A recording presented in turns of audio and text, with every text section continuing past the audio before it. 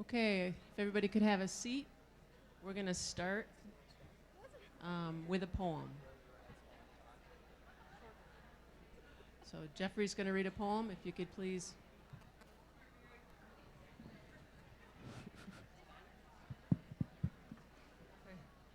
Hello? Lisa, could you come up here for a minute?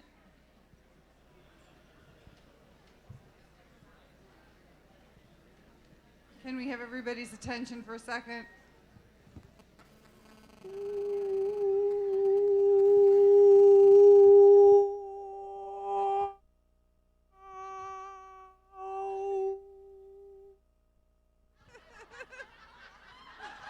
The tech guy was freaking out.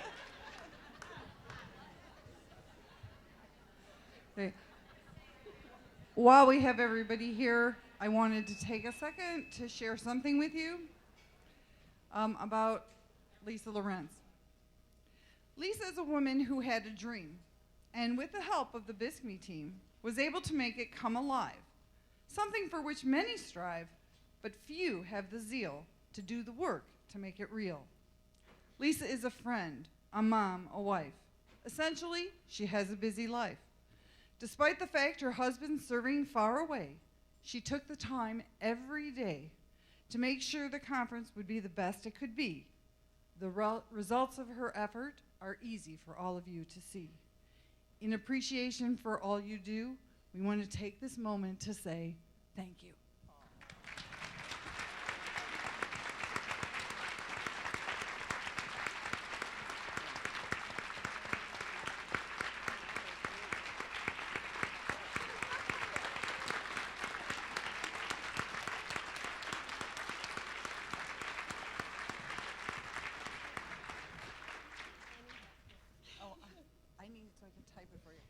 Lisa has done an awesome job, and I want to say these conferences are pulled together by the BISCME board, but Lisa really took charge of this one, and so we want to thank her for that.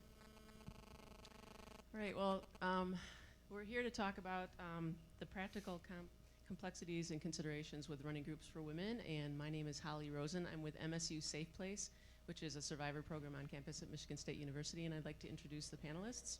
Can't hear me? Thank you for letting me know that. All right, I'd like to introduce the panelists. We have Ellen Pence, Beth Beams, Lisa Young-Lorance, Jeffrey Cape, Donna Gardner-Jacoby, and Debjani Roy. And I'd like all of the panelists to introduce themselves and talk a little bit about what their role is related to this topic. My name is Ellen Pence, and I sat out there yesterday and watched people up here, and I thought everybody really looked bad on that camera. And so I'm sitting here knowing I look extra ugly this morning. But I worked for many years in Duluth, Minnesota, where my heart still is, but I live in St. Paul. And when I was in Duluth, we started a CCR. And when we went around to the judges and everybody said, we think that you should kind of like go out and arrest batterers and then, you know, tell them if you keep doing this, you're going to go to jail. And they said, well, we think you should do something with them. And we said, like what? And they wanted us to do groups or do some kind of rehabilitation. And it never crossed my mind that we would do that back then. This was in 1979. So we developed a rehabilitation program that we fought for 3 years nonstop about what should happen in those groups. And that process of developing a curriculum is one that many people use today and misuse, and love or hate. There's not a lot of neutral feelings about the Duluth curriculum. But then women started getting arrested, and we started getting women sent to our groups, and we decided this curriculum does not work for women. But we never developed a parallel curriculum until just the last 6 months we've been starting to do it. And so for about 5 years I led women's groups, and now again the last year I've been doing women's groups again to try to develop a curriculum that would work with women, which looks a little bit different. So that's how I end up on this panel. Well, I'm Beth Beams from the Center for Nonviolence in Fort Wayne, Indiana, and I'm really on this panel because of Ellen Pence, because in about 1980, I was one of those people who brought this kind of weird group of people from Duluth to come to Fort Wayne and do some training. And once Ellen started talking, they realized this is a magician and you just have to pay attention, and she'll take you where you need to go. And I want to just take a moment to say that Ellen's curriculum, Ellen and Shirley and Michael, all those people who helped formulate the early curriculum, and I'm thinking of the curriculum for women's support groups in our best interest. Its brilliance comes from the fact that Ellen realized listening was the most important factor to begin with. And until you listen and hear the full story, no matter how brilliant you are, you can't design something that reflects what women need. So I want to just celebrate Ellen for listening and having that be the essence of her first teaching. So I continue to be reminded every time I hear her speak. At the Center for Nonviolence, we operate as a non-hierarchical organization. We operate as a collective. 7 of us act as the executive director. We try to role model as an agency what we ask people to do in families and in relationships. We offer 3 groups a week for women who've used violence. And we offer another group that deals with women who are dealing with violence, our Mothers Group, which is a combination of parenting and best practices in parenting and nonviolence curriculum for those women at risk for losing children who have lost children through the DCS system in our state. So we have both of those adaptations to try and begin to meet the needs of women. We also, I'll just say one thing very briefly, one other adaptation we've made is that we offer, when a woman is referred to us through the courts or probation or whoever and is participating in our program, we offer her 5 free individual sessions to give her an opportunity to perhaps deal one-on-one with somebody about other contextual issues that may be interfering with her ability to successfully complete the program. So we recognize in that small way that there are things that are probably making it very difficult. I think I'm going to just stop there because it seems to me the richness of these panels have been from the questions, not what people try and tell you about their programming. So I'll stop there. I'm Lisa Lawrence, and I started with this specific work about 2000 when I was working for the Jersey Battered Women's Service. And at that time I was working with survivors who were talking about wanting to use force or having used force and being discouraged or not having the opportunity provided to them in the shelter setting and in the transitional living setting because it wasn't something we were supposed to be talking about. But at the same time, women were being charged in our community with domestic violence, and judges were court ordering women to quote-unquote batter's intervention, which we didn't have a women's program. And they told us that they were going to stop sending men to our batter's program if we didn't create something for women. So we really had our backs up against the wall. And so with a lot of work on the New Jersey State Coalition and in our own program, working with Shamita Dasgupta, talking with Ellen Pence's mother, Ann Marshall, talking with Andrea Bible from the National Clearinghouse, really a whole collective, a whole community across the United States, figuring out how we could responsibly create what then became the VISTA program. In 2007, I moved to Ann Arbor and had the privilege of meeting David Garvin and Jeffrey Cape, and had the opportunity to create what is now the Renew program. And it's an advocacy, support, and intervention program for women who've used force in their relationships. And we'll be talking more about that. My name is Jeffrey Cape, and I can't believe I'm on a panel with Ellen Pence. And unfortunately, I can see the camera, so I know how bad I look. I first started doing programming for women. I've been doing programming for men for a long time, but when I was working in a family service agency, and we kept getting referrals for women, and when I started doing that, which is back in the early 90s, everybody was pretty upset with me about doing that work because the belief of that perhaps I was promoting those things. Currently, I do the WEAVE program in Oakland County, which is, again, an advocacy and intervention program for women. And I run it in the Community Corrections building, but it's a program that isn't run by Community Corrections. My name is Donna Gardner-Jacoby, and in 1996, when I was working at Artemis Center in Dayton, Ohio, hearing about more and more women being arrested because of Ohio's law change where it was a preferred course of action for arrests to happen. And it became clear that if our agency, which traditionally served victim survivors and their children exposed to violence, if our agency didn't take some sort of leadership, no one would. So we paired with Wright State University's PATH Batter Intervention Program. Nancy Grigsby was our executive director at the time, had a lot of connections in the Cincinnati area and with Wright State University, and we worked on developing a curriculum and started offering a group with a lot of hesitancy. There was much concern about, as a victim-serving agency, should we be taking mandated clients? Should we be working with and in some ways feeling like we're colluding with the system that is arresting women who we knew were not the predominant aggressors? And we knew this because they were calling our hotline and they were telling their stories, and it was very clear that, just as LaTanya said this morning, they were the clients we were serving. This was not a new population that we were going to need to serve. So we started our first group with 2 women, and I co-facilitated with the PATH staff member, and I did that from 1996 until 2007. And about the time that Lisa moved, I moved. And I moved from Ohio to Florida, which is, it was a bit of a culture shock. And I now work in the community mental health system, which has allowed me a whole different view of the same issue. And it's become very clear to me that not everybody sees working with women who have been arrested or convicted of domestic violence related crimes, not everybody sees this the same way I do. For example, I found that none of our shelters or victim serving agencies will touch a woman who is offended with a 10-foot pole.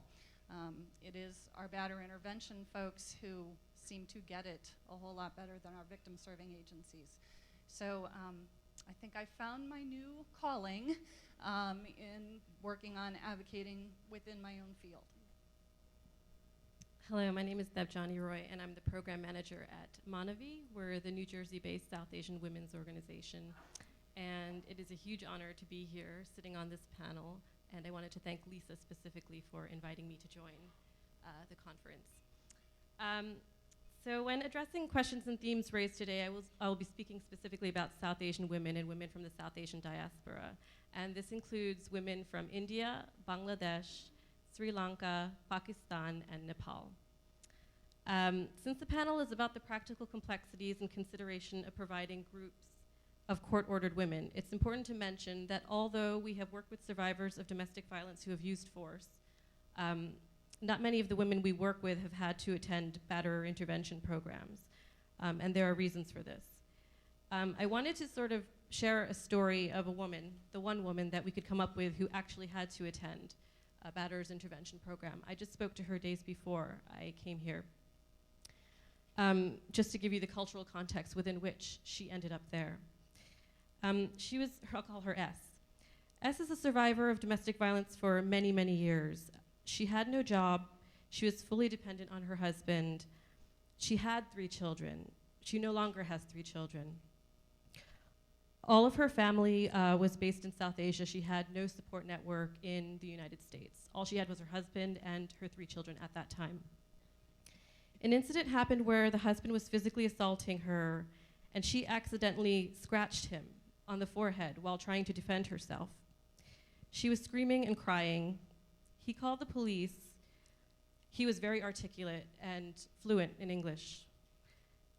She was fluent in English, but she wasn't very confident in her language skills because her husband had told her over the course of many years, you can't speak English, your English is not good enough, you cannot survive in this country. When the police showed up, she was screaming and crying. He was able to articulate everything that happened, and then he showed the scratch on his forehead. They arrested her, and he immediately got a TRO against her, a temporary restraining order.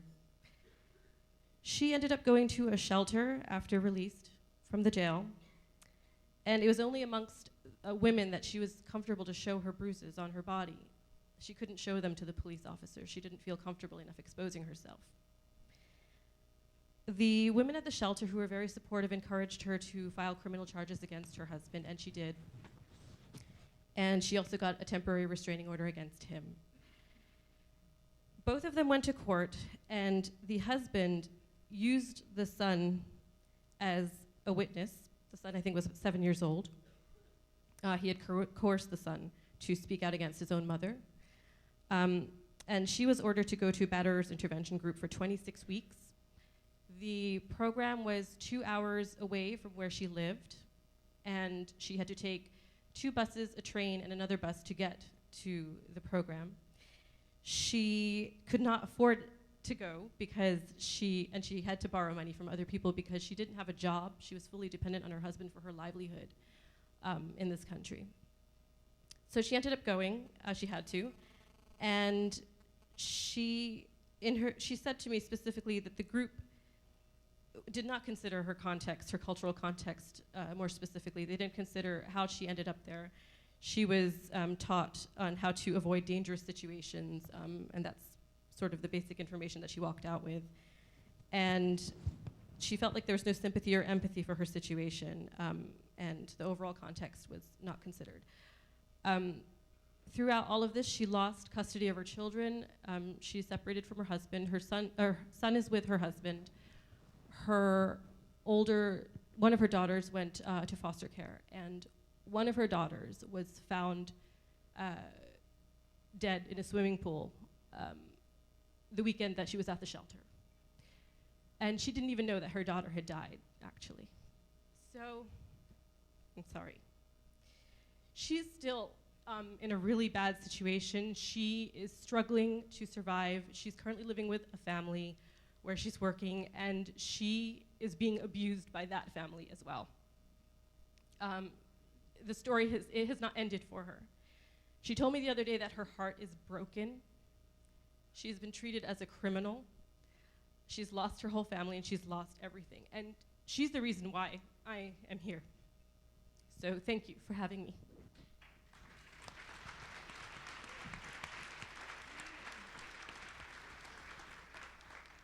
Well, thank you. That's one of many, many stories that we all know about.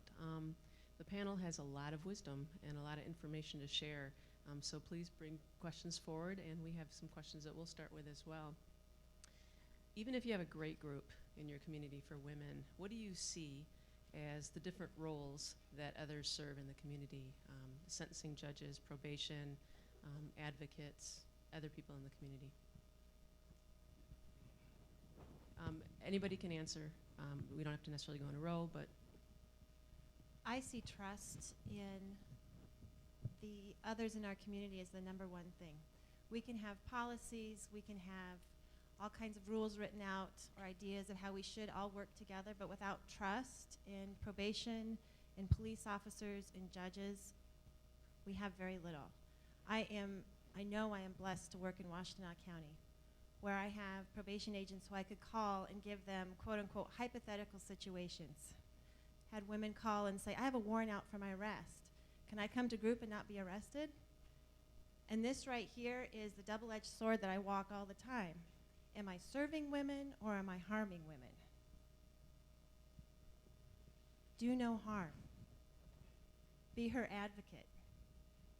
Having a probation agent I can call and say, okay, this is the hypothetical situation. What would you recommend here so we can both do no harm? And having judges and police officers who understand. I have Detective Tiffany Small, who you met yesterday, who will call me at midnight on my cell phone and say, you know, I'm at a situation right now and he claims to be the victim, but what other questions can I be asking? Trust in our community members is critical. Having a safe house advocate that I can call and say, I have an Eastern European woman here who identifies herself as a perpetrator, but I know it's not like that, because after group, she said, Lisa, I know I've done a lot of things, but will you look at the bruises on the inside of my leg where he's kicked me to the ground? I need my partners in my community who I trust to help that woman, because this is not her problem, it's all of our problems. and we all have to come up with a solution. You know, I also think it's important to remember that when we're working with women who have used force, oftentimes those are the women in the most danger because they've chosen to stay and struggle for whatever reason. They are still not seeing themselves as victims. They're seeing themselves as struggling to continue to be powerful and to not succumb. And I think sometimes it's real easy to forget that, to become, you know, just kind of social service folks and think about we're giving this, we're giving it kindly, we're giving it nicely with respect, and we forget the fact that that we have to keep educating, keep speaking to the community about the fact that these are women who are in fact at a higher risk oftentimes than the women we're seeing in our support groups. Not that there's any hierarchy of needs here that we can define, but I just mean I think it's very, very important that we keep listening, just like Lisa said, and being accessible and open so that we can keep hearing those stories that let us see or illuminate the risk that these women are really in. One of the things is being able to have creative partners. In some of the cases that, you know, that I've had, I think particularly about the woman who was, there was a PPO on her, so it included her children, so she couldn't see her children. She was in the group, but her husband was continuing to stalk her by proxy. So every job she had, and he was a biker, so he made sure his biker friends went to every job she had. And after a while, when the employer realized that all of these people were coming and doing this menacing behavior in their place of business because she was working there, they let her go. And his goal was, of course, to get her, you know, to come back. And working creatively with the shelter and some child protective services people to try to get her. In fact, she just called me about 3 months ago and said, you know, I'm in Florida, my second child is out now, because her children had to wait until they were adults to be able to come back to her. So it's very tough because all those people, the partners didn't want to hear, you know, they said, well, she's got the record, she's got the, you know, the things, and he was clever because he was not the one who was there. He sent his friends. I would say, you know, several things about when you're trying to operate within an interagency group, and you know, you fight about these things, right? I mean, somebody's sitting there and you've got somebody like Lisa who, you know, probably thinks a woman never did anything nasty in her life, and then you're over there, this jaded probation officer saying, you know, you should talk to a few on my caseload, and then this judge saying, excuse me, I've got people trickling through my court I wouldn't want to go home with. And so where is the truth in all of this, right? And it's the inability of us to have conversations without our ideological positions just kind of taking over, and a lot of preaching at each other, and a lot of one-upping. And, you know, I always find it useful to compare whoever I disagree with to Hitler. And now, since I've been watching them do that to Obama, I think that's nasty. You can't do that. And so now I've quit doing it. At the ripe old age of 62, I finally quit doing that. So those kind of conversations aren't very useful. And I think the key to successful dealing with this issue is somebody taking the leadership to let people listen and really talk it out.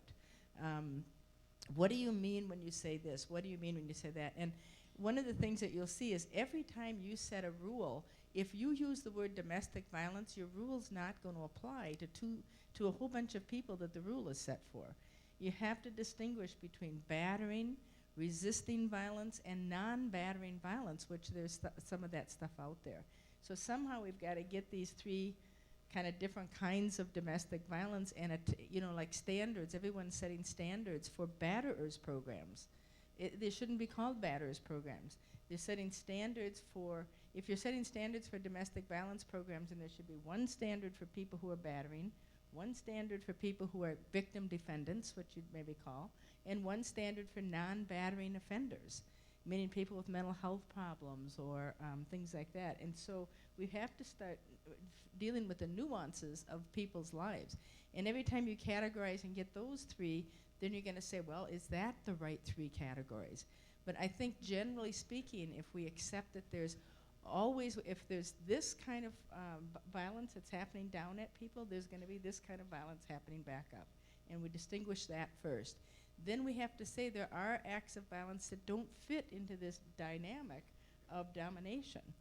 I want to just talk about one form of violence that I think is important for us to recognize. There's a sociologist called this anomie, which is when you have such an incredible breakdown in social order that you no longer have social order, you'll have a lot of violence, and violence will happen against women in that. Katrina was a perfect example. I mean, what happened during that whole thing of all these women getting raped in that stadium? And a lot of those people who were doing the raping had never done anything like that before. So if you get into communities where there's absolute despair, where everything's been taken away from a community, you have a lot of social disorder, and some of the violence that's happening there that looks like domestic violence is really about the social disorder. It's so much deeper and more complex than our kind of gender-based analysis going on. So we have to kind of accept that there's nuances to all of this.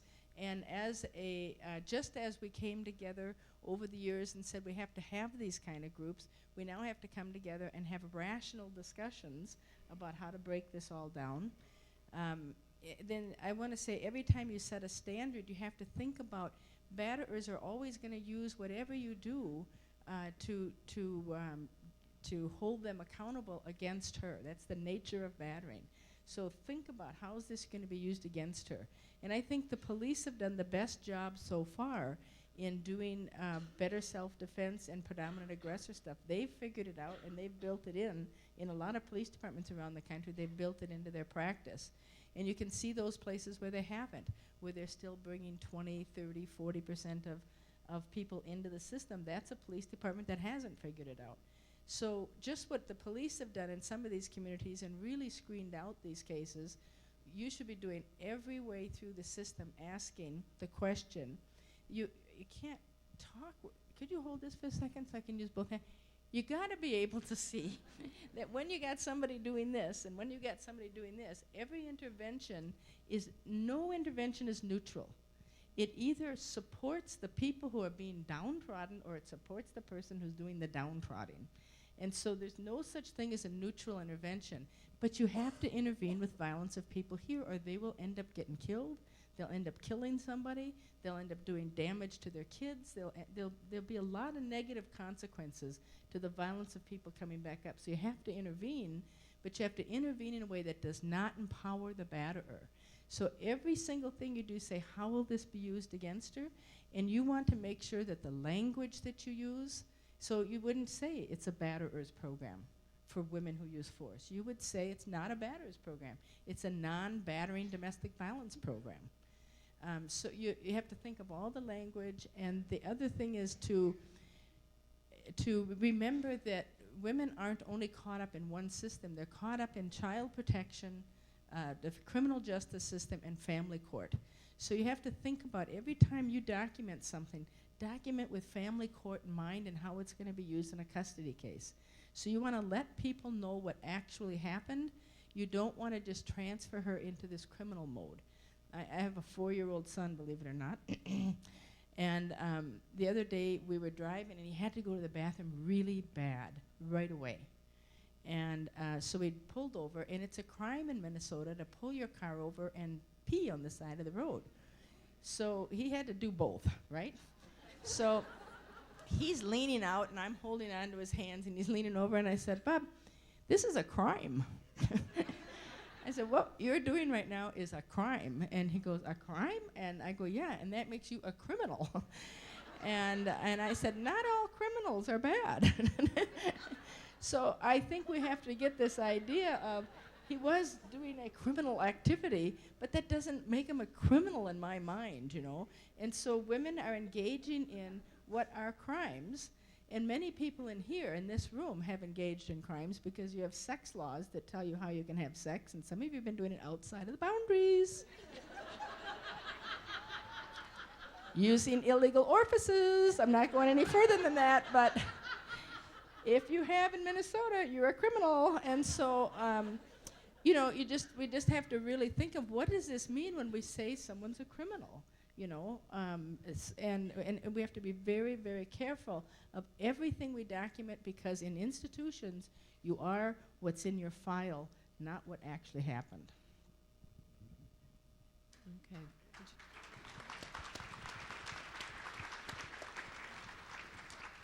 All right. Well, let's look at safety and advocacy.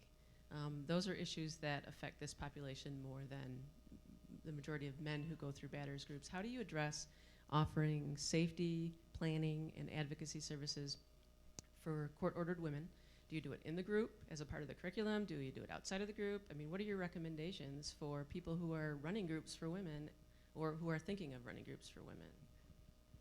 Okay, I'm going to start because I'm just dying to say it. I think one of the first things that we can do as far as advocacy goes is in how we plan our groups. How much we charge, what time of day it is, if we have childcare, how many sessions it is. I think if we are having to charge $30 each session and it's 26 weeks and we don't provide childcare, I could just go on. We aren't very good advocates for women who are victim defendants. So I think we have to police ourselves at the very front end in how we are advocating for her. That's advocating before she's even in the door.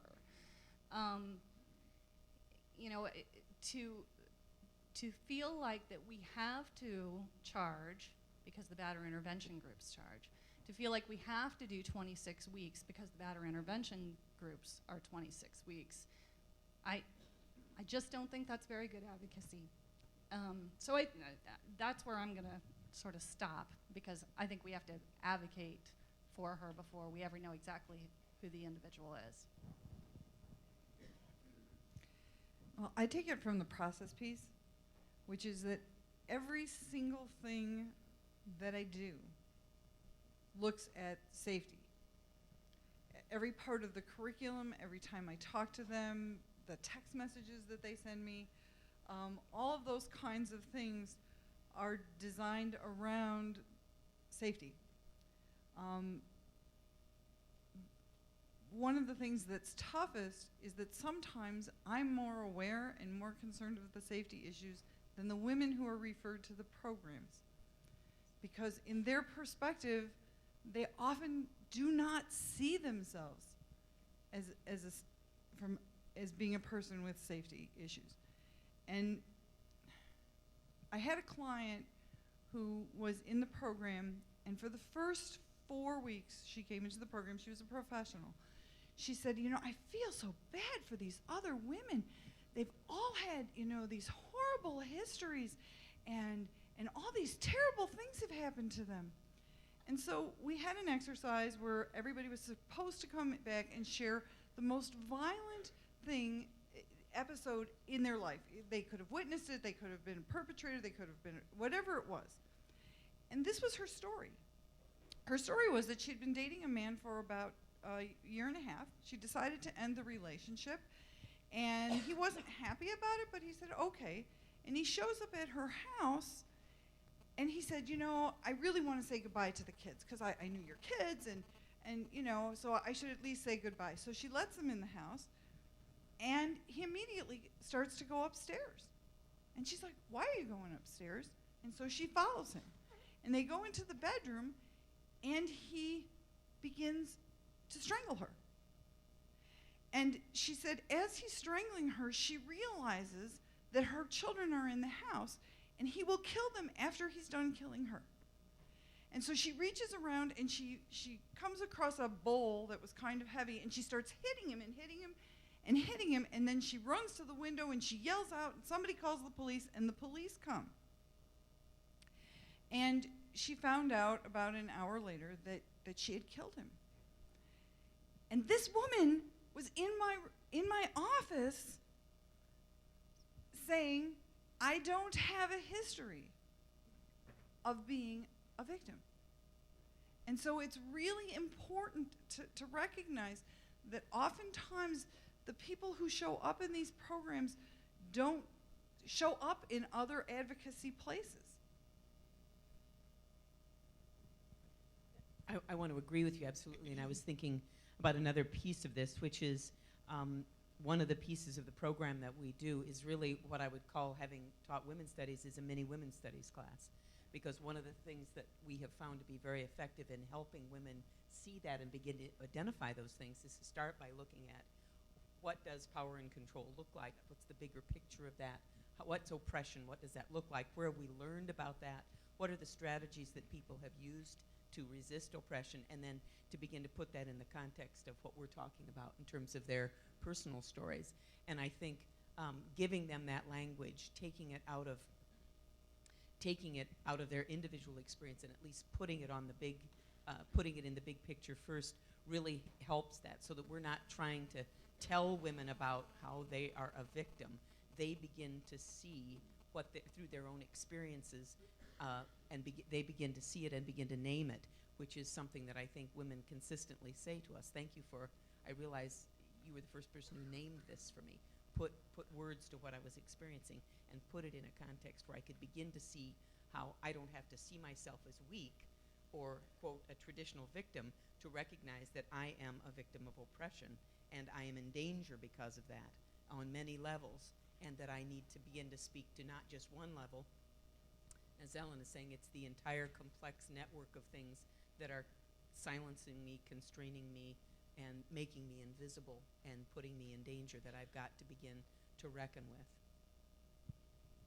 The question asked, at what point do you start talking about safety? And that from the very first call,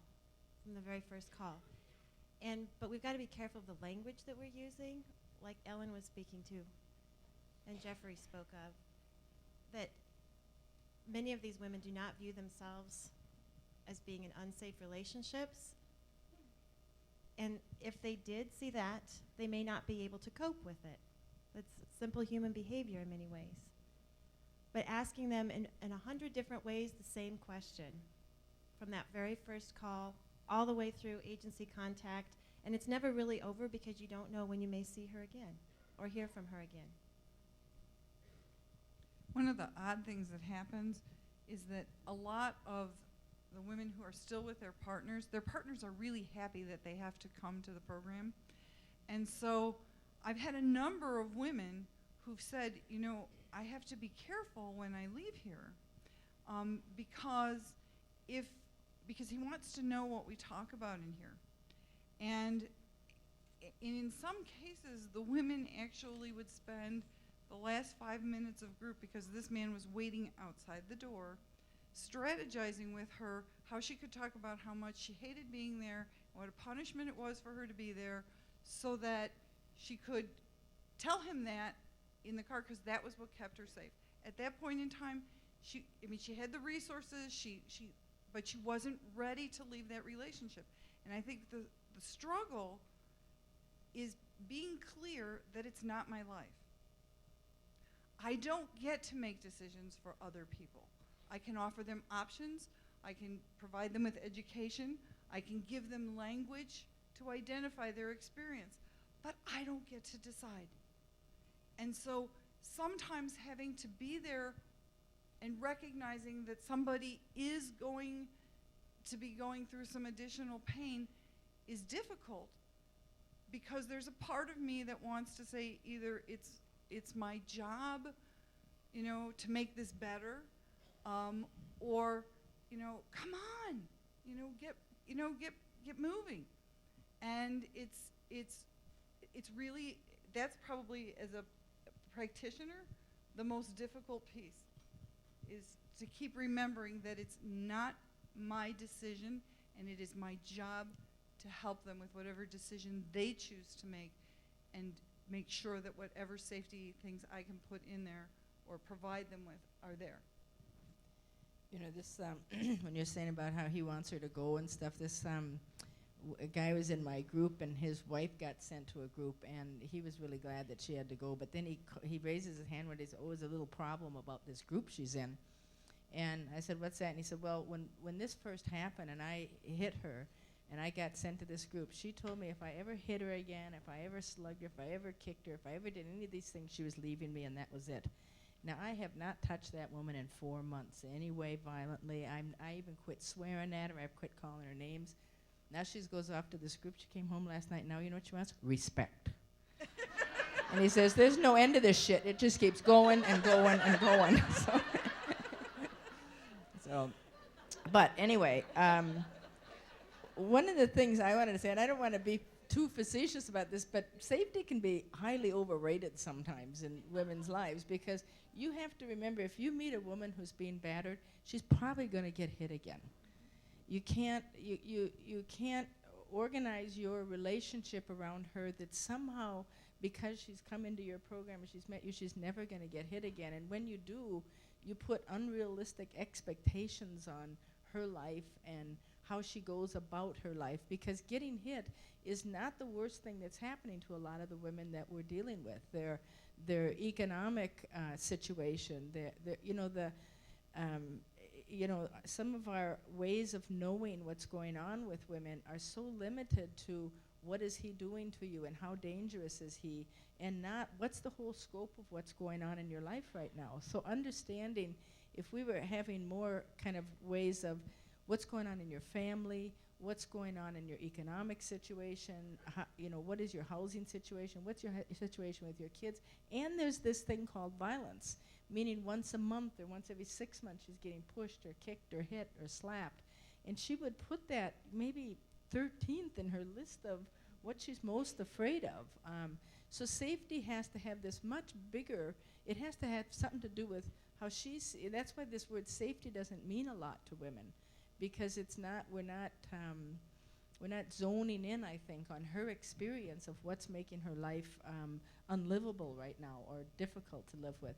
And I would say the same thing then around understanding safety, not just in terms of who the batterer is, but the connections the batterer has to family, to extended family, to gangs, to whatever, is a very big thing for her. And so, and also the intervention itself is more dangerous to some women than the batterer. He can do this and this and this to her, but child protection can take away her kids. So I think we have to say, Jill Davies had this thing that she put out years ago, and people have really expanded on it, saying there's the risks that the batterer poses, the intervention poses, and then the person's total circumstances. And since then, people have kind of expanded that. Shamita Dasgupta has, and others, that if people wanted to, go to practice, I don't know, just somehow email me. I can send you this whole thing about how you kind of look at an extended view, not centered just around safety, but centered around well-being for women. And that's what they're interested in, is their well-being, and their safety is part of that. And I would just like to give an example, because oftentimes we think that if it's not the presenting incident or the incident that's brought her to our services is not with the person who is battering and abusing her, then there's not domestic violence. So we've got to ask about those relationships before she came there. We've got to really keep looking again and again and again. One woman who came to my program, our program, for trying to run over another woman.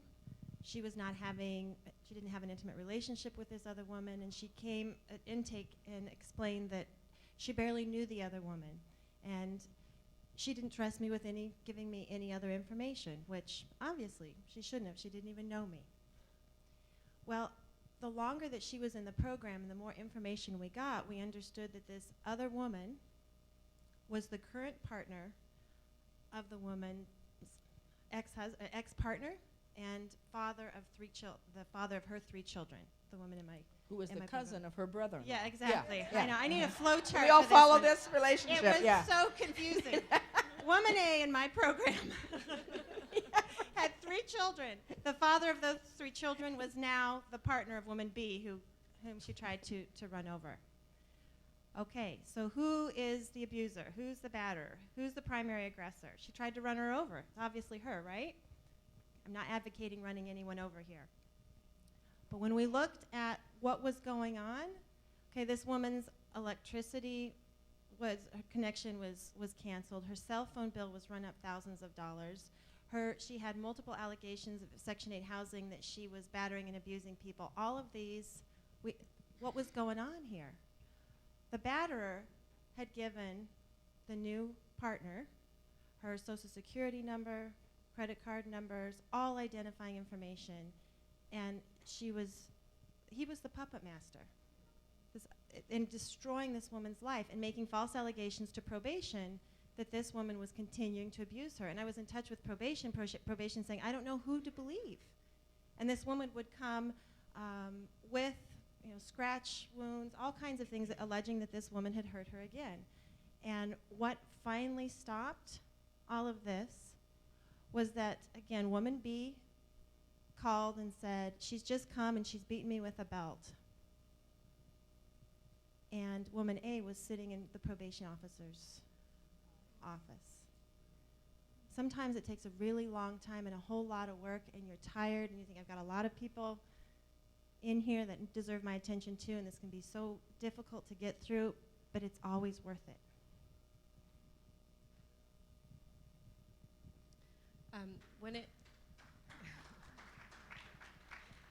We're talking about issues of safety, and when we get calls from women, they often ask us to qualify their experience. Like, is it domestic violence that I'm facing? The perpetrator may have not physically assaulted her, but there are obviously all forms of subtle violence. But there's also a lot of violence done by the system, which I'm sure we're all aware of. If a woman is here, a lot of women we work with are here on dependent immigration visas. They're called H-4 visas, and their husbands are here on H-1 visas.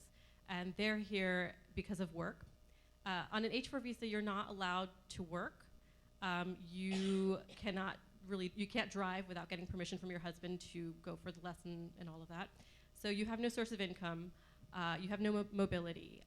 So often, like, that visa in itself is a source of violence because the man is using that as a tool against the woman. So it's really challenging to work with a situation like that, but also to explain to a woman how the violence is also coming from the system under which she is living. It's a very difficult thing to talk about with her because she feels very insecure in her status here in the country and her existence here in the country. So yeah, I just wanted to add the immigration piece to that. For the women in groups who are the predominant aggressor, whether they are in a lesbian relationship or a heterosexual relationship, and they are the predominant aggressor, are the issues different than men who are predominant aggressors? How does that play out? Well, this term predominant aggressor, I think we should use in relationship to policing.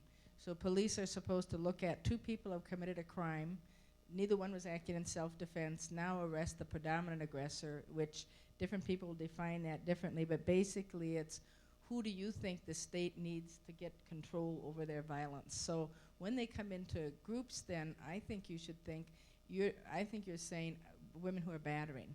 So lesbians who are battering and heterosexual women who are battering.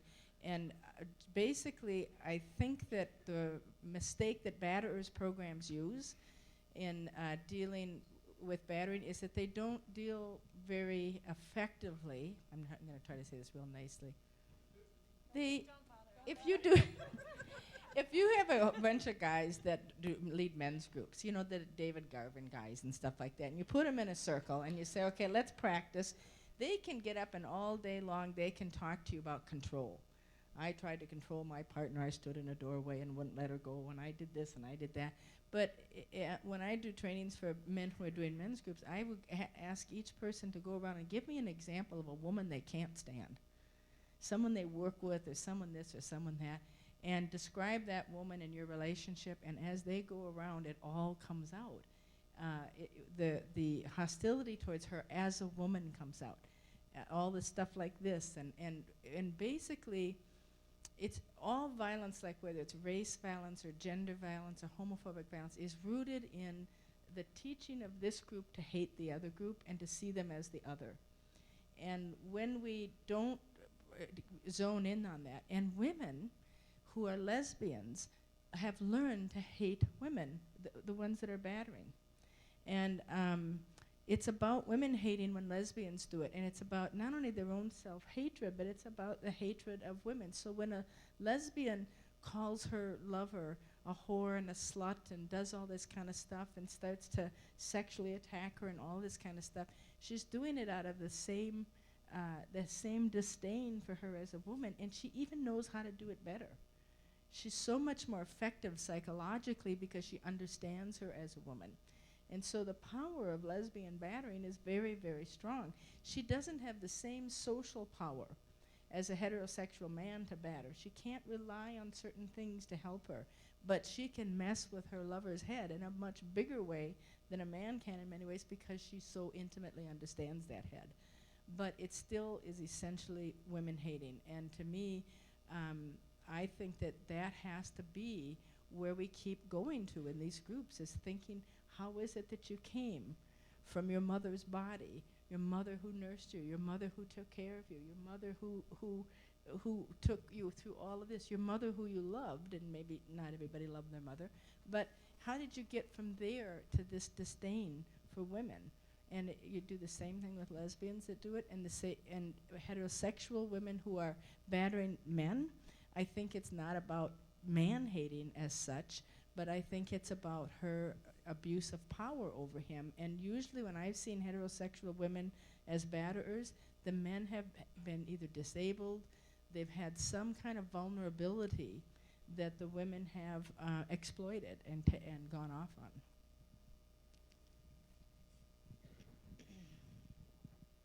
I think building off of that, women's hatred of women, it shows up a lot, especially when I'm working with younger women right now. A lot of them, and they don't even know that that's what they're doing. A lot of the men sometimes have some idea that that's what they're doing, but a lot of the women don't even recognize that when they call other women whores, oh, she's a nasty whore, I don't want her in my, to be near whatever. It's the kind of thing that is very difficult for them to recognize that it also is impacting them, and that it's a reflection of what's going on around them and how they've bought into some of those messages, which is why what you were saying was so important, because you have to sometimes go back and show them what this is. Lately, with some of the younger women who are really committed to using force in their relationships, I've come to realize, and I guess this is just me aging, but they are at least 2 generations away from having an idea of what it was like to be oppressed in the way where they really had very few choices. And so now they're manifesting some of those issues differently. They don't understand where they're coming from. They have no memories of a mother or a grandmother who didn't have the ability to drive a car or to hold a particular kind of job. And so it's really interesting to sort of see some of those changes. There's a story about horizontal hostility. Whenever you have these triangles, there's a lot of hostility between people at the bottom of that triangle in all groups, all oppressed groups. And there's a story about a man and a woman who are walking down the beach, and they're picking up crabs, and they're throwing all these crabs in their bucket. And they get to the end of the beach, and his bucket, the crabs have all been jumping out, and her bucket is all full. And he says to her, "How do you keep the crabs in your bucket?" And she says, "Oh, I just pick up girl crabs." And he says, "What difference does that make?" "Well, when one tries to get out, the others grab her and pull her back down." And this is a major phenomenon that we're having to deal with in all oppressed groups, is basically horizontal hostility and self-hatred. I want to, and this brings me back to something I've been thinking about a lot these last 2 days, which is the wonderful ability to be saying the word feminism and feminist and women's movement and thinking about that, because it's become a dirty word in many of our communities and where we work. And I was going to say, that whole concept of divide and conquer is something that we have learned from civil rights and many other movements as well. But I think one of the one of the reasons for us to really think about these concepts in our work with women, this female loathing, is that one of the tools of oppression is isolation. And when you teach someone to hate those that are like them, you teach her to isolate herself. You teach the victim to isolate and to oppress themselves. It's one form of internalizing oppression. So I think when we have to begin to address these concepts and these issues and name them, or we're sending people out without some of the most basic tools for building community. We're sending them out saying, you're going to need to find a way to have access to resources, but we're not going to teach you the very, key pieces that you need in order to understand how you access those. Because one of the most essential and most accessible for many of us as women is another woman who will understand, have some common experience with her, and will be able to listen, hear the whole story, and respond with compassion. I also wanted to say one other thing when we were talking about what we do before the woman comes in to help her. I also think it's important for us to change our thinking about that. Okay, I'm sorry. When a woman comes in, we've been talking about what we try and do with child care and other things to make our services more accessible. And I think we have to start thinking about that as something we're doing for ourselves. If we're doing this work, then I'm doing that to make the work that I do of a higher quality. You know? If I was teaching math and I didn't understand a lot of concepts of math, I wouldn't be seeing myself as a good math teacher, because I'd be missing out on some real basic building blocks of what my students needed. And I think the same is true in our programming. If we're not thinking about bilingual and immigrant services, if we're not making our facilities accessible, and by that I mean in a location that they can get to, providing transportation if they need it, child care, all those things, trying to get some kind of legal information available to them of a high quality, educating ourselves, then we're not doing our jobs well. And that's the first thing that we've got to then pay attention to. And on that same note, how Donna was talking about charging women for services. I know the reality is that most places cannot provide free services. But we've got to get out of our box in terms of, again, the community responsibility. In Washtenaw County, we were very, very fortunate that we applied for a United Way grant. In 2 different years, they funded the majority of women who've gone through the program with scholarships. And explaining through that grant process of what it really looks like, what the lives of women who are using force really looks like, so they can see it as a community issue that deserves and demands their attention as well. So getting others involved in the process and not taking on the complete burden as individual agencies. There are a lot of questions about women who are batterers or women who live with violence in their lives, and how you deal with them compared to women who are using force in self-defense or because they are victims. Do you charge services to them differently? Do you treat unexcused absences differently or the same? What about PPO violations? Is there a different assessment process in how you treat them that is differently? My challenge with that line of questioning is, once again, it sets up this either-or paradigm. Either you're really one of those violent women, or you're a survivor. What we've been talking about for almost 2 full days now is context. Why context and gender matter. If she seems to you as a truly violent woman who you've got to have those special services for and charge more and not let her off the hook for absences, what does that say about the way that you are providing services and what you see? But what about women who, they're not living with a batterer, but they've been messed over all their life, and they're with this guy who's kind of a, he's not going to hit her and he's not going to do this, but she's going to be very aggressive to him. There's a lot of those women in groups, and they don't seem to fit either way. They don't seem to be a victim of him personally. They've been victimized, but that's how men come into our groups too, is that they have, many of the men who come into our groups have just been exposed to violence all their lives. We overlay on that, yes, you've been exposed to all this violence, but you also have been exposed to all this notion of aggression and dominance. But what about these women who are being very, very aggressive towards him, and he's never laid a hand on her? I think one of the things, coming from a more clinical background and a systems background, my bias is everybody's story makes sense if you know the story and you can follow it along and logically understand how it is that people get to wherever it is that they get to.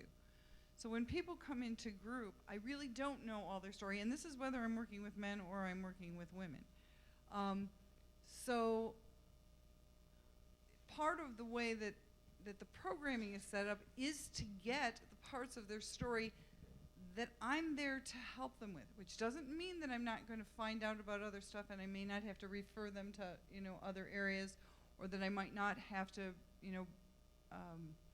address, an issue of substance abuse comes up a lot. But your programming has to be flexible enough to be able to accommodate people's different stories and not to be pitting, well, this woman's story is different because, she's the primary aggressor, and this woman, okay, and instead being able to frame it in, let's look at what's going on and what choices and what messages and what's been going on and what options, and then, okay, you have this particular skill or strength. And recently in my groups, a lot of that has been showing up around pregnancy issues. So does the curriculum change though, or is it, does the intervention work even with those who are violent? Like, does the Please same don't ask me to intervention- define work. Good point. Good point. If it works. But I wouldn't put women who are battering in with women who are being battered and using violence back at their abuser. Now there's this in-between group who are very aggressive women. They're not being battered by this guy. Where do they go? Do they stay in the group of women who are victims? Or do they go in the batterers group? Or most of us can't do 3 different kinds of groups. We don't have that kind of resources. In my experience, we would try them out in the group. We would try them out in the group that was for victims. That's not the right word, but non-batterers. If our initial call and our initial assessment said, yes, this is someone who is not a batterer, we're going to try them out in this group. I would do a case-by-case analysis, I guess is how I would say it, of how much her subscribing to violence as the answer was infecting the group. I think that's one of the things. I'm not sure if there were certainly other criteria as well, but I'd give it a go for a few sessions. And then, just like in support groups where someone has a lot of mental illness issues that are affecting the way the rest of the group can discuss the issue, maybe pulling them out and having an individual session or two and trying to further assess and really look at the context. What's going on here? If I send her to do individual work, which is inevitably what it would end up being at the Batterer Interventions program, how many things am I setting in motion that are going to cause problems for her? So those were really sticky cases, and there were some of them. And I think that's just it. You've got to handle it on a case-by-case basis. When we start coming up again with rules, then we're letting the rules define our practice and our interventions rather than the interventions being tailored to what the needs of the particular individual is. We have an ongoing case right now of a young woman who has been very intimidating and threatening to the group members on 2 separate occasions. Now, if I say you can't come back to our program, she'll be in violation of probation, she's going to jail, and she will probably not get her kids back for a very long time. But if I work with her in terms of, okay, how about we meet individually for a while and provide a bridge to services and figure out what's preventing your ability to be in the group right now, and think about it as a step-by-step process rather than, whoops, she didn't work, she's out of here. One step at a time. Sweet Jesus. I also think because we have support groups going on, non-referred support groups going on, we also, at the other end of the spectrum, have sometimes said, this woman will be further oppressed by being in the group that we have for women who are referred. So we're sending her we're going to be flexible enough to send her to the support group, let her access those services, and not expect her to sit in even in this level of group where there's accountability, because it's very clear that what's the best thing for her is that. Do we all agree that you wouldn't put a woman batter in a male batterers group? And Yes. why wouldn't we? Please don't do that. Even if she's battering, let's say. Don't do it. Because you said we can't have those kind of rules. That's a good rule to have. Please explain. One rule, that's the rule. Lisa, please explain further. There are critical institutional power differences between men and women. And there's not just one kind of woman. You know, there are culture, ethnicity, economic, housing, all those issues. But the foundation is it's different growing up female. That's the first level, then male. And we've got to understand that putting women in a group with men is worse than having no intervention, I believe. It is re-victimizing those women and speaking to them in a way, in a different language. Women may want and desire power and control. Men are entitled to power and control. Men have a birthright to power and control that women do not. We've had to beg, borrow, and steal for the right to vote. Men did not. There are fundamental differences in our lived experience, and then you take into consideration race, culture, ethnicity, all the layers that go along with that. We've got to start by having separate groups. That's a fundamental piece of it. And if you don't buy any of that, there's another argument for it, and that is you want people to be able to just talk. And, you get into a whole different dynamic between men and women when they're in a circle. There's a whole lot of set of stuff that you can't control that's going to impact your ability to adequately facilitate a group. Even if you don't agree with some of the basics that we're saying should be basics about this work, which is gender matters, gender and context matters. You have to be able to look at least at the dynamic between men and women in terms of all the other social things that go on when you bring them together in a group that can interfere with the work you're trying to do in an intervention program. The men in my programs would love if we put women in there, because then they wouldn't have to talk about themselves for the rest of the time. They could spend all their time asking her about women and then using all that stuff, against her. That would be probably one of the few fundamentals that I would put in that I don't waver on. So everybody agrees on that. All right, so what do you do if you're in a community that just has one group and they have women referred to the men's group, or maybe communities that have a women's group and they're doing inappropriate or unethical things? Any advice? If you're here, start a group. Call Lisa, call me. We'll help you. It doesn't, you started with, 2 people. I've started groups with, 2 people. If that's what you need to do, then look around the room. There are lots of people here who will help you. If you're committed to it, if you're not interested in making a lot of money, then you, but somebody will help you find a space. Somebody, can help you with some curriculum kinds of things. There are ways to go ahead and reach out and start that. I think, too, the one thing we have to remember about these groups is they basically don't work. And so given that, there's a lot of evidence to show that it's really the motivation of the person that comes in. It's other factors that we're doing it. There's something about being continually under surveillance that's making it work. But the group, we are arguing continuously about should you use this method or this method or this method. And I guarantee you 100 years from now when they look back at this time and they say, did we reduce or end wife beating? And it's going to have not one thing to do with what we did in those groups. It's going to be, did the state step in? Did the state do something different? Were people held accountable? Was resistance met with more punishment? It's going to be those bigger issues. It's not going to be the techniques we used in the group. So I think we should calm down a little bit about the techniques except for how those techniques feed into and do more harm.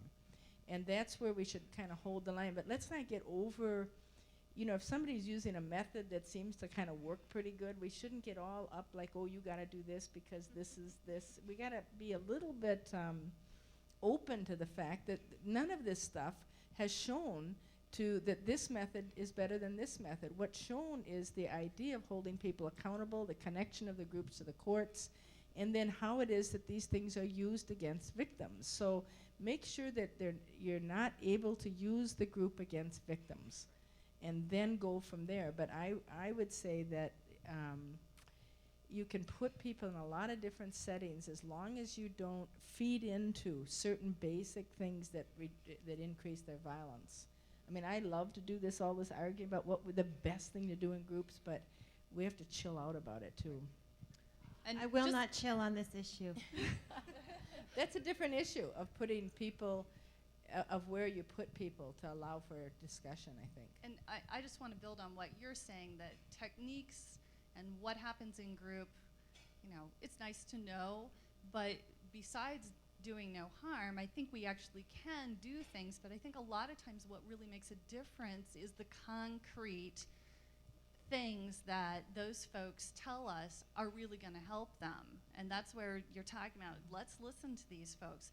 The way you engage folks in services, I mean, research bears this out. Mary McKay's stuff, if you've seen it, where she talks about engaging clients in mental health services, it works for a lot of different social services. Engaging folks says, what do you need?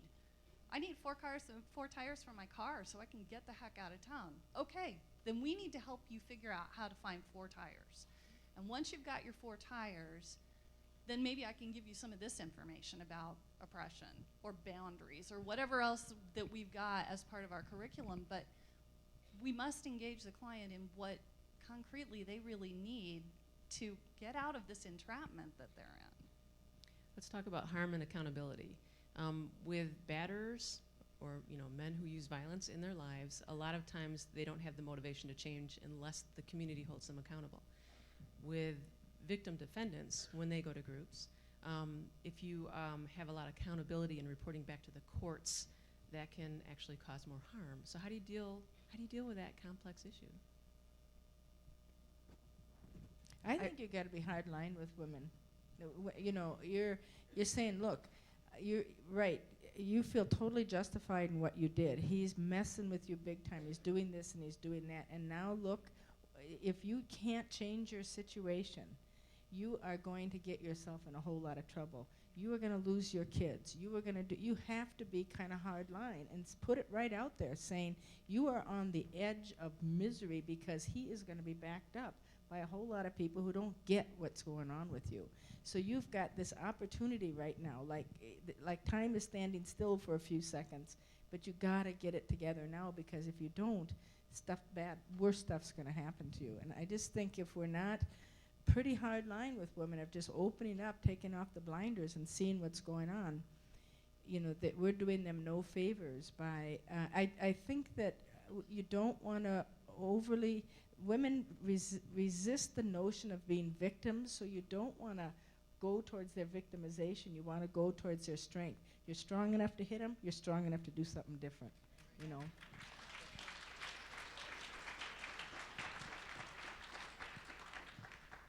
Could you comment on women who are mandated to groups for women who use force by child welfare for failure to protect? They're not necessarily court mandated, but they're dealing with those issues?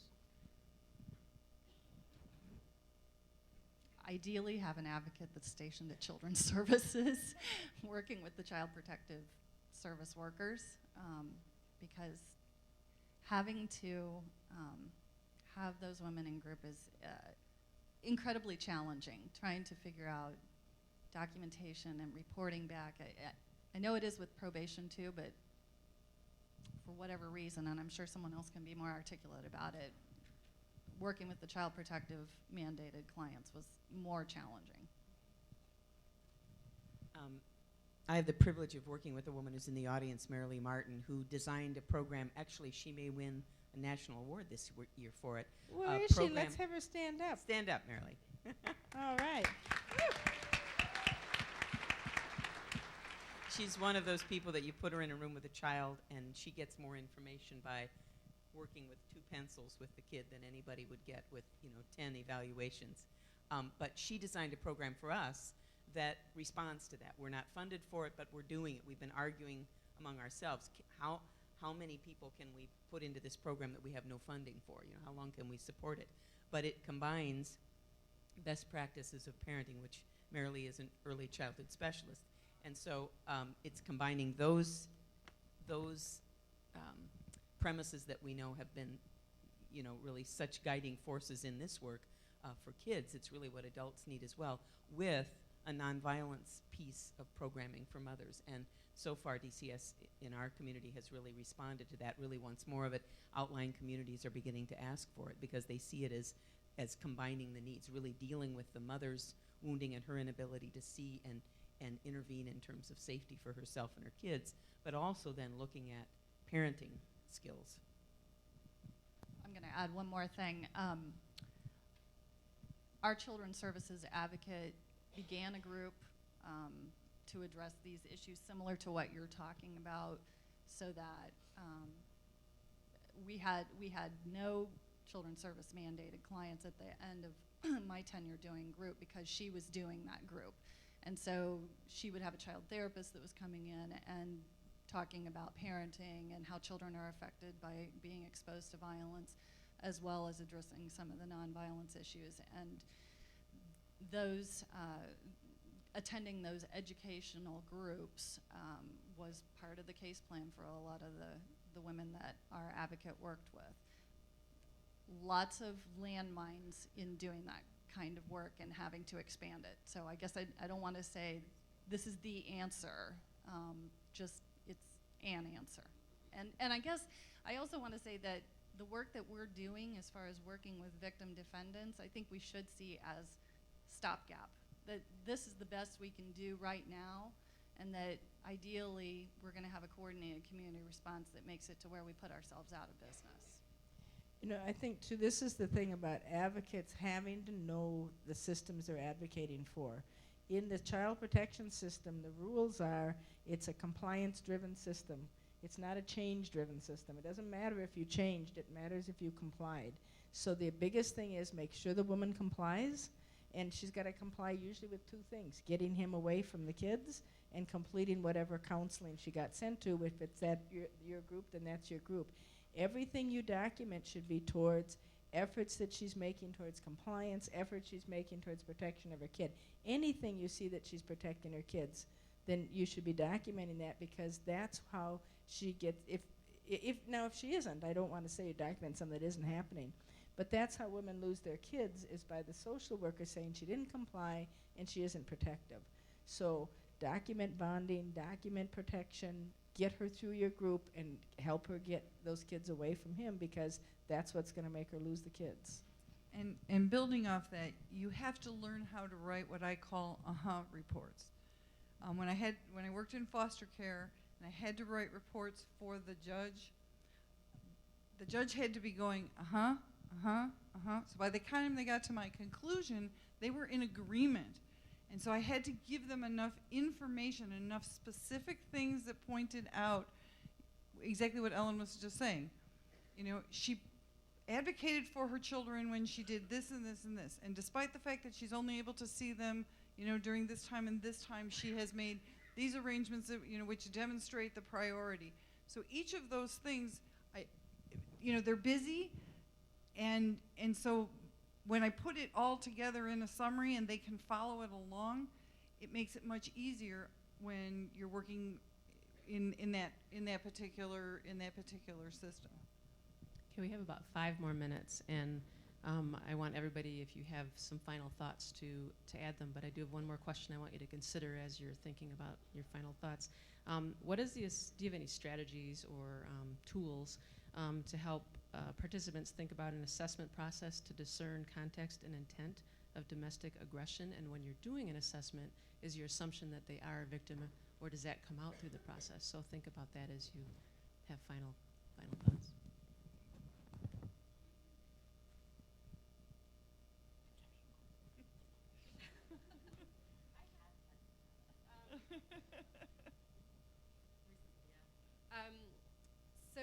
question was, do we have to determine over the course of talking to the woman whether or not, assess whether or not she has experienced domestic violence? How do you assess context? How do you and- assess context?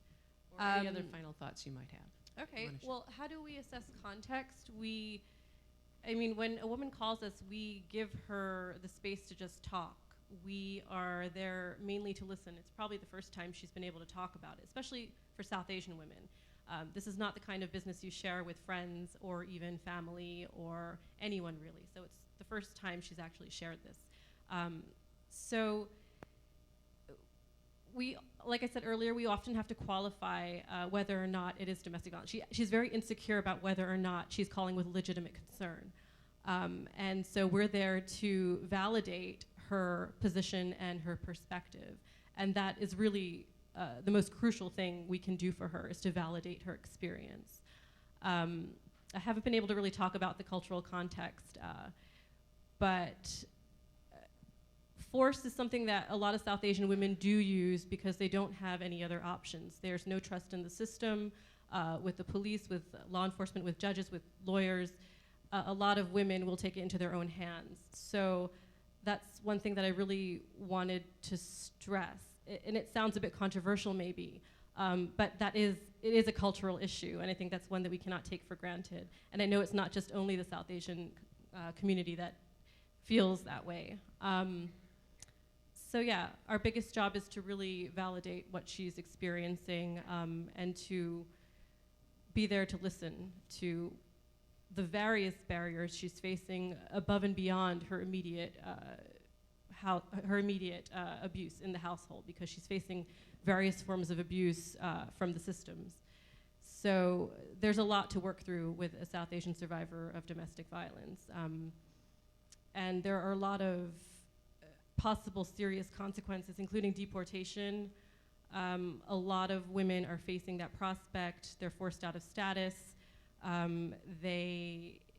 Like one woman that we're working with, her husband called up Children's Social Services against her, even though she did not harm her children in any way. He's framed it in such a way where now they're pretty much getting involved, and he's screwing her over by not extending her visa status, which is completely dependent on his status. So she's just being violated in so many manners outside of the verbal abuse, the intimidation, the physical assaults, and not only from him sometimes, but also from the in-laws. This is something very specific to South Asian families. Sometimes we live in extended families, so the perpetrators are also in-laws. And but then that comes out of a system of oppression where the mother-in-law has probably been oppressed by her husband and by her mother-in-law, and it's just something that has culminated over the years, and now the woman I'm speaking to is the current victim or survivor. So there's a whole lot of stuff to cover, and this is the tip of the iceberg. So, yeah. With assessment, I think it's really important to recognize that the mother-in-law issue is not specific. It may be something that's particularly challenged in the South Right. Asian community, but we see it a lot, even in our personal lives. So Oh. that's why Jeffrey and I were giggling over here. But assessment, again, it can't be another box to check off. She's had her assessment. Assessment is at all points of contact. And asking those questions again and again. And I mean, we probably don't have enough time for it, but asking a woman that went through a program in New Jersey, she'd been jailed 11 times. She felt very entitled to the force she was using because she was going to teach every man that she came into contact with to respect her. And it's not for me to take that away from her. This is her process and what part of the process she needed to go through. But asking her what her proudest moment was after she'd been in group for many months was that she had won a full scholarship to the community college when she was 18. But the father of her unborn child, she was 7 months pregnant, kicked her down the stairs backwards because who was she to show him that she was smarter than he was?